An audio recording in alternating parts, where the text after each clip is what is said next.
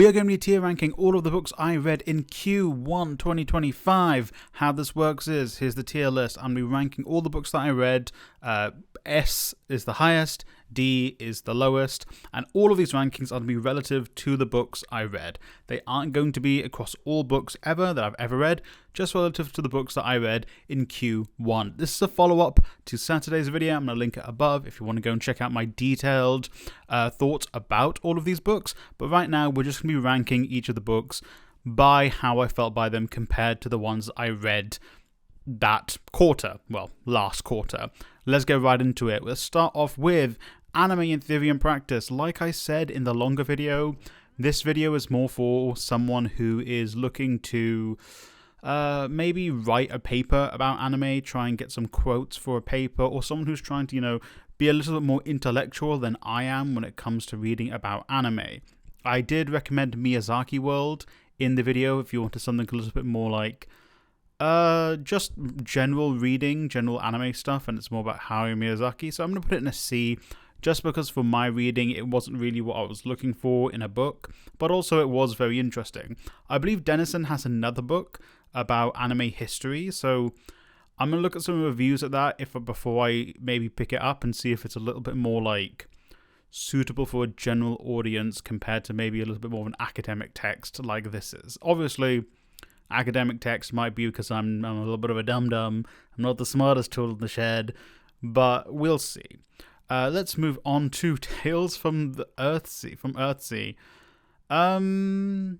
This is going to be a tentative A, just because I'm not sure if I'm going to put it in an S compared to what I read last quarter. We'll talk about it. It's a tentative A. I love Earthsea. You guys all know I love Earthsea. I'm reading the final Earthsea book this month, probably in the latter half of the month, and also you guys are going to get a whole bunch of Earthsea videos in May. So I am going to be insufferable come May, and I can only apologize in advance for that. But yeah, there's not too much more I can say about it. I loved the last one, Dragonfly, which kind of sets up the next book, I believe. But also, a lot of the other ones were quite good. It told you about the past.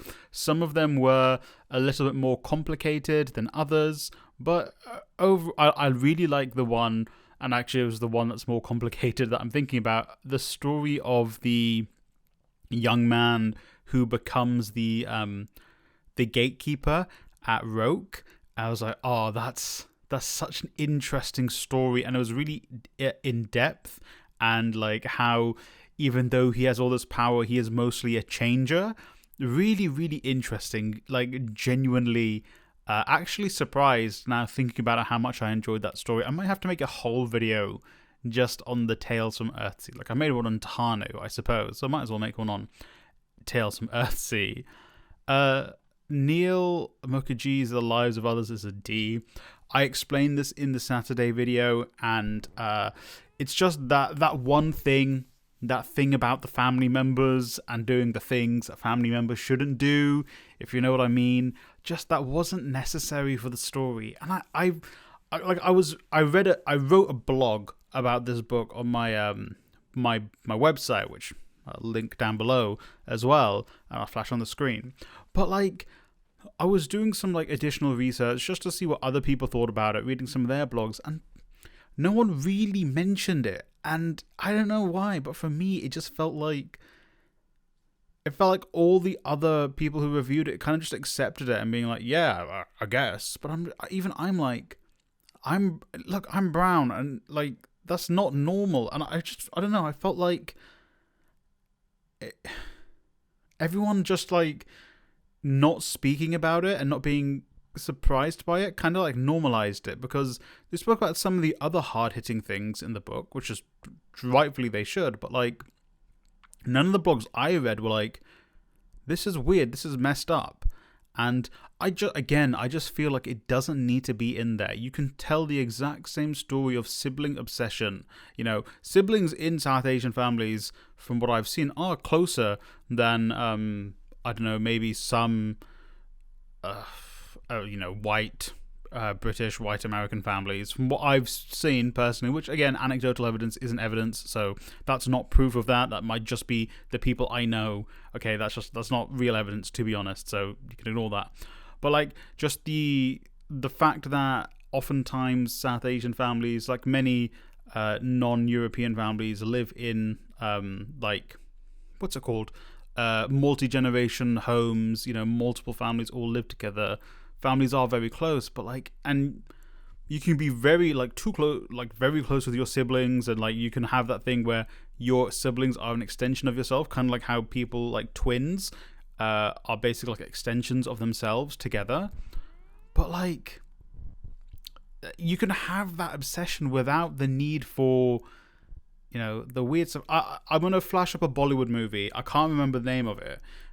It's got its problems, especially to do with age, in that movie. But I think it does exemplify like this like obsession that maybe like South Asian families and siblings have together. I just can't remember the name of it off the top of my head. I know the actress, Karishma Kapoor, is in it, but and my main problem is she's meant to be very young in this movie, and the guy is like, I think, an adult at this point. So it's very weird. But also the obsession part, and like this is kind of like a display of obsession, of like familial obsession. I just felt like I've dwelled on this for too long. I didn't like it to D. Dr. Socrates is a very interesting book. I think I spoke about it a lot in my last video because it's the most recent one I read. Very, very interesting book. Really like how it explains like Brazilian politics, or Socrates' place in Brazilian politics. Really goes into detail about him. Also talks a lot about the football. Still don't really understand how Brazilian football works. I'll be honest, in South America it is very confusing, the way the football season works compared to here in England, and that might just be, that might be British English prejudice. Brexit means Brexit football, so I don't know, but I'm trying to wrap my head around it. Like, you've got the state championship, then you got the Brazilian thing, and then you qualify through the state for the main, and then you can get into the coppers. There's also a book about Argentinian football, which is like, it describes it as equally as confusing. And then also I've been reading a lot about Mexican football recently because there's stuff going on in Mexico to do with the Club World Cup that's also a bit iffy, but even that's very confusing. And some of the I think it's the corporatization of football in Latin America, unfortunately, and I think it's the US's fault for that, in many parts. But I digress. If you are interested in football and also some South American politics, I would recommend picking this up. It's a very easy read, but maybe also I do like football, so maybe, I don't know. But I think this is a good read. How to Blow Up a Pipeline is an S. Very, very good book. Very, very interesting book. I believe in January it was the only book I enjoyed reading of the three, which were these two and this. Very interesting book. I quite like it. I've made a whole video on this book, so I'll link it above and in the description below, but highly recommend reading this book. And yeah, you can learn a lot from it, and it's not like saying this is step-by-step guide how to do it, but it's like the why. The why behind you would go off and do activism like this is kind of more. So maybe it will be why, but I think how to is, just better marketing material, isn't it? Is it called Against the Wall? Sorry, Between the Wall. That I will put in a B because it is a collection of essays. Some of the essays are really good. I mentioned in the video there's one about like explaining the Bantustans in apartheid South Africa. There's another one from a Palestinian, which I think the one I'm remembering was poetry as opposed to prose. Some of the essays I didn't really gel with very well. I don't feel like they fit the exact modus operandum of the book. But also, again, this book is older as well. It's from 2005. So maybe also at the time, the cultural zeitgeist around Palestine and about the Palestinian liberation movement outside of Palestine might have been different. Obviously, in 2005, I was like 8 years old. So like barely a functioning human being. So yeah, I don't know, maybe because we're 20 years on and some of the arguments have evolved and changed from when this book came out, but still a very interesting book. I particularly like some of the essays. If you can get your hands on it, I recommend it. You might struggle to get your hands on it, so maybe see if you can find a PDF of it somewhere. You didn't hear that from me, by the way. Minor Detail. Minor Detail is... maybe it's an A. I'm going to put Minor Detail as an A. I'm not going to consider what part of A it is until I finish doing at the end. I'm going to put it as an A because it was a very difficult read, as in like emotionally it was like very draining. It took me 3 weeks to read this. It didn't help that I was also fasting, where like you would read like one page like 4 times and be like, did I read this page? But it's a very emotional book. Obviously, if you are a member, you can join the book club and you can get the video review of Minor Detail that I made. Haha, plug, wink, wink. So if you become a member, you can get that video. But basically, my thesis was this book is a reflection of the life of the Palestinian person. How both in 1948 and now, Palestinians have to basically walk on eggshells in their own homeland, and if Israel chooses to, they will punish them for no good reason. That's not really a thesis, that's more like a statement. I don't know, I've never written a thesis in my life, okay? But that's kind of my takeaway from this book. So it's a very good book, it's a very emotional read. The first half, I think, is a little bit more difficult to get into, but the second half is, which is set in the present day, or whenever this book came out. That's an A. Selected writings and speeches of Marcus Garvey. I'm going to put that in a B. Not that it's a bad read. B is a good rating. You know, if you're in school and you got a B, it's a good mark. It's not because I got mostly B's in all of my exams ever. But this is a good collection of Marcus Garvey's writing. I feel like I would have benefited with some more footnotes in this collection, but I feel like the collection I got was more so just the writings of Marcus Garvey, but I think I would have enjoyed having some footnotes and a little bit more explanation. That's not really a reflection on Marcus Garvey, that's more of a reflection on the book itself, like the production of the book. So very interesting read, very interesting guy. It's good. It's the first time I read Garvey's speeches. I've read some of his writings, but not his speeches.